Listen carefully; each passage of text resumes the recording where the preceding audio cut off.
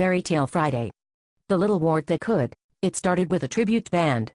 The wart, recently excised from the famous nose of Geddy Lee, found himself adrift in the world with no purpose.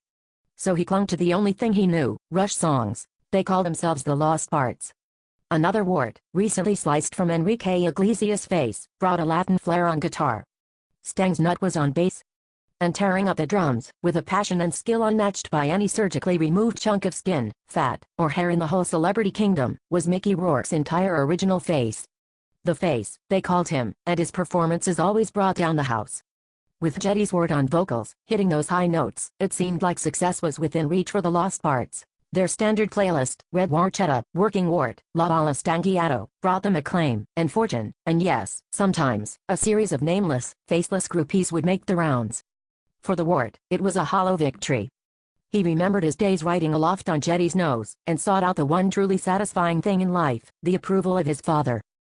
And so he left his friends, and began his long and arduous journey to the distant, maple syrup-scented land of Canada.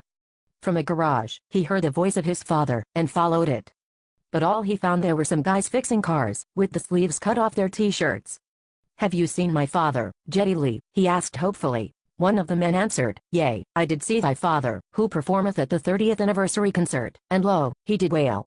He hath since departed these parts, and with him, hope.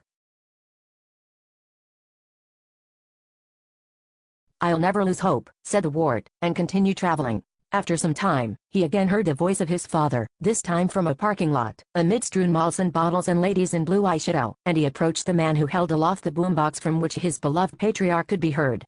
"Have you seen my father, Geddy Lee?" he asked the man, whose t-shirt again lacked sleeves. "Alas, I did not see him," said the man, "for I was bound by my word, to attend to my labors at the auto parts supply store, and though I did request it, Larry Murtry, yon boss of the area, refuseth me, that cock." Your father then moved on to the next leg of the tour, taking with him my ability to love. "I'll never stop loving," said the wart, and continued. Eventually, after much toil, he reached his fabled motherland, and blew many a roadie to get backstage, and there he saw his father. Humbly, he approached him, and said, "Geddy Lee, it is I, your long-lost wart. I have traveled many hemispheres to reach you. I have followed the signals, flying by night, and strove to show grace under pressure. At last you are here, and I ask for your blessing with my Rush tribute band, The Lost Parts, that we may continue to make beautiful music in your name, without fear of copyright litigation or cease and desist letters. With your blessing on this venture, I will go forth to ultimate success." "Presto. Fuck a duck, eh?" said Geddy Lee. "I never had any wart." At that moment, Neil Peart walked in, and seeing the wart on the coffee table, said, "Dibs on that M&M," and picked him up and ate him. And as the wart traveled headfirst towards the acid bath of Peart's bowels, he realized that his friends, the ball, the face, the other wart, were the family he had chosen, and were thus his true family.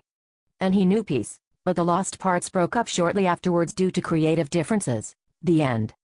Happy Friday.